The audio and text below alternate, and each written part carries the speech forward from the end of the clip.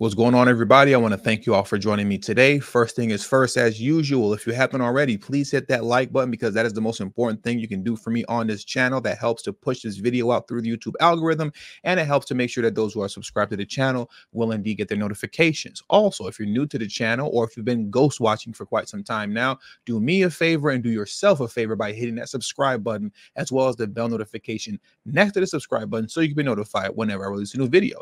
And lastly, please make sure you share this video out on your social media outlets to get this news and information out to the public, and it assists me in the YouTube algorithm as well. And with all that being said, let's get into today's news. And all I have to say today is mo money, mo money, mo money. Because in New York City, or I should say New York State overall, actually, Biden's migrants will be receiving more cash. So let's get into this right now, because this is something that has happened quietly in the dead of night, thanks to Governor Kathy Hochul. And these governors don't get as much blame and critique as they actually should and as they deserve to.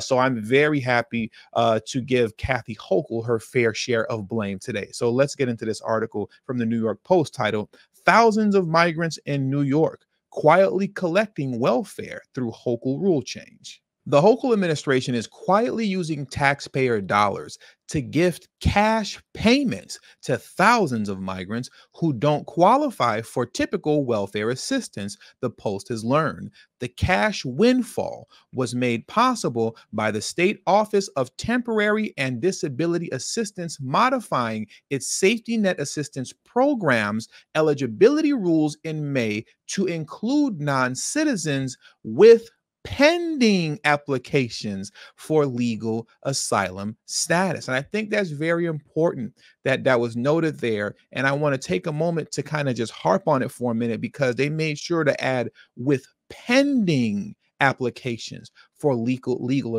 asylum status, not for those who are already who have already received legal asylum within the United States. No, for those that are pending. And for the most part, unless you're talking about gotaways, as long as you cross the border, obviously it doesn't matter if it was illegally or not, right? But as long as you cross the border, put your hands up and said, hey, I'm an asylum seeker who's participating in this mass asylum fraud, at that point, you are now someone whose application is pending, because you have a court date that most likely isn't until 2035, because the courts are so backed up because of Biden's migrant crisis. But I want to make sure to harp on that. Just about every so-called migrant, illegal immigrant who's crossing the border illegally, that has crossed and entered into the United States and is now participating in this mass asylum fraud, they are virtually all, or I should say, excuse me, virtually all of them have a pending application for legal asylum status. So that was a great workaround by Kathy Hochul to be able to make these folks be able to apply for safety net assistance that they otherwise wouldn't have been qualified for, because they're not citizens, nor do they have legal standing as it pertains to actually being a legal asylum seeker in the United States. But I digress. Let's carry on. So the article continues to read, now get this. The announcement was made through an under-the-radar message the agency sent out to social service agencies across the state. So once again, this happened in the dead of night secretly. It wasn't supposed to get out, but it still ended up making the news, or at least the New York Post, because you for sure aren't going to see or hear anything about this on CNN, MSNBC, or any of the other Democratic news party outlets, right? We're not going to see that there. The OTDA declined to reveal how many migrants have received SNA checks. They're not letting anybody know. We're not telling you the actual number of how many of Biden's migrants are getting that cash, right? Don't worry about all that. But estimates that 90% of New York's current migrant population won't see additional benefits under the rule change. I highly doubt that. I highly doubt that. With more than 173,000 migrants coming to the Big Apple since spring of 2022, if only 10% of migrants are eligible for SNA payments, the number of recipients could exceed 17,000 in New York City alone. Now, just a quick question for you all, and I'm curious to your answer in the comment section. How many of you all believe that the OTDA, who declined to give a specific number of how many migrants are currently receiving cash payments, right, from this program, how many of you all believe that 90% of Biden's migrants in New York won't qualify? I'm curious to know what your answer is below. Now let's carry on. OTDA spokesman Anthony Farmer insisted S&A payments to migrants are only a small portion of the $4.3 billion Hochul has already set aside to handle the migrant crisis in the absence of new federal aid. It's only a small portion of $4.3 billion that Hochul set aside for the migrant crisis in New York City. Small portion of $4.3 billion that's just for migrants. Just a small portion. At the request of New York City, my apologies.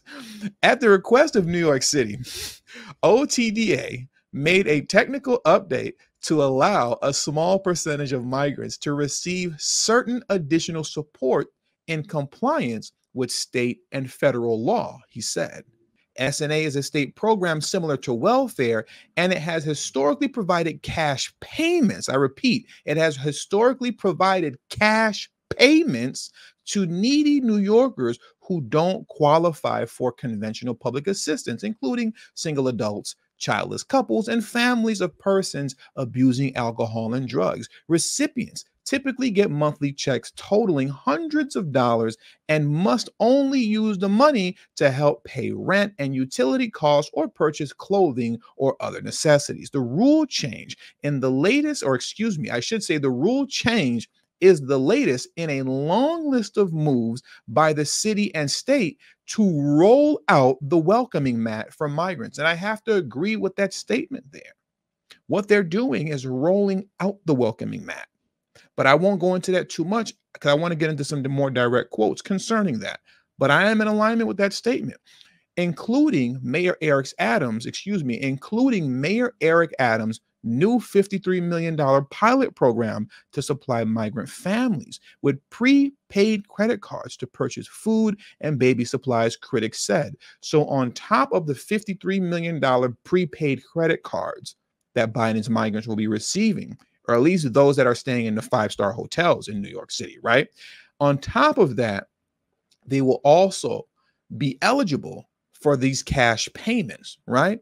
Coming from the state as well. Now, here's my question. Are they allowed to double dip in both?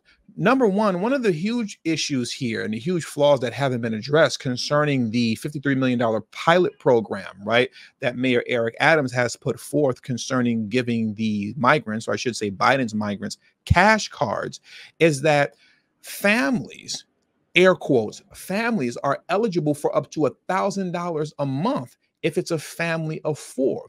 But the question is the question that I've always been stating here is that how do you know that these families are legitimate? How do you know that for sure? Are they doing DNA tests to see whether or not these are the biological children of the so-called parents?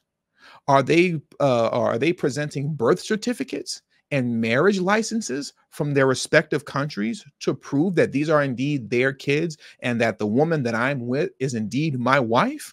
This is the issue when we're talking about undocumented migrants, illegal immigrants.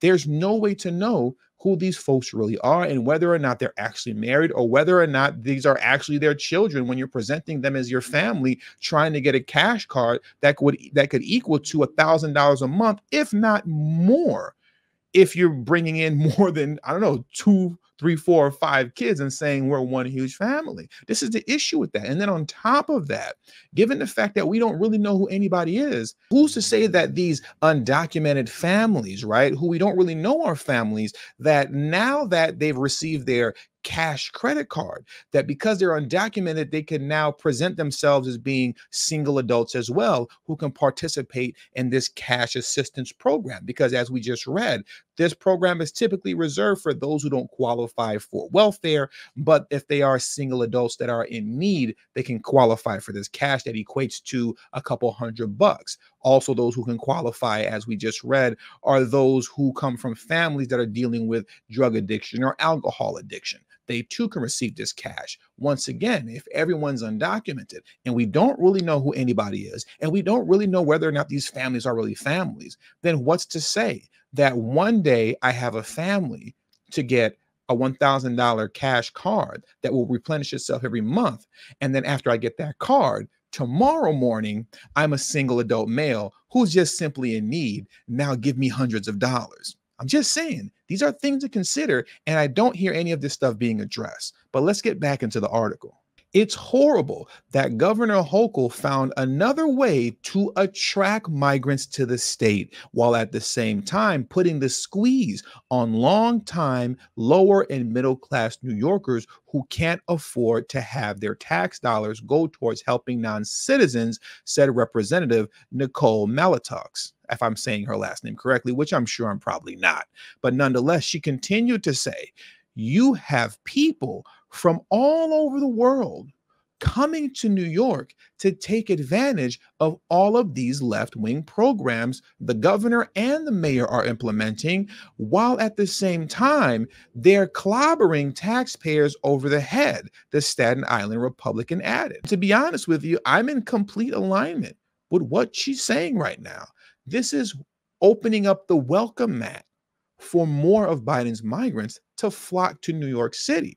And this is why they've had the largest influx, because they've been the most liberal as it pertains to handing out that cash, giving out that money. They've been the most liberal when it comes to that over there, more so than any other city that I've seen so far covering this Biden crisis that's going on in the United States. Safety Net Assistance is a program that's supposed to be for New Yorkers who temporarily need it to get through tough and difficult times in their lives.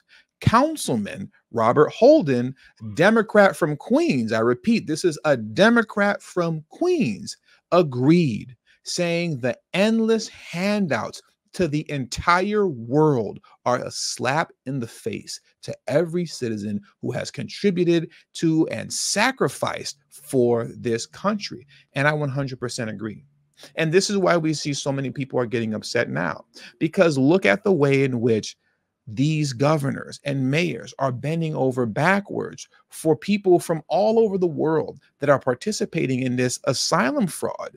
But when it comes to U.S. citizens, and even more so, when it comes to Black folks who love voting blue no matter who, look at the slap in the face to you. Look at the slap in the face to your communities.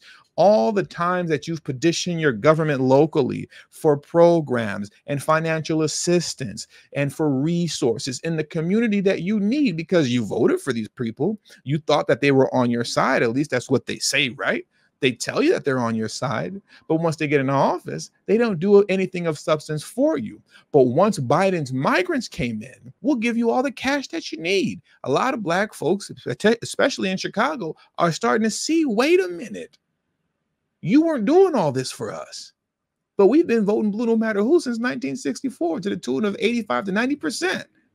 You weren't able to do this for us, for as loyal as we've been to you.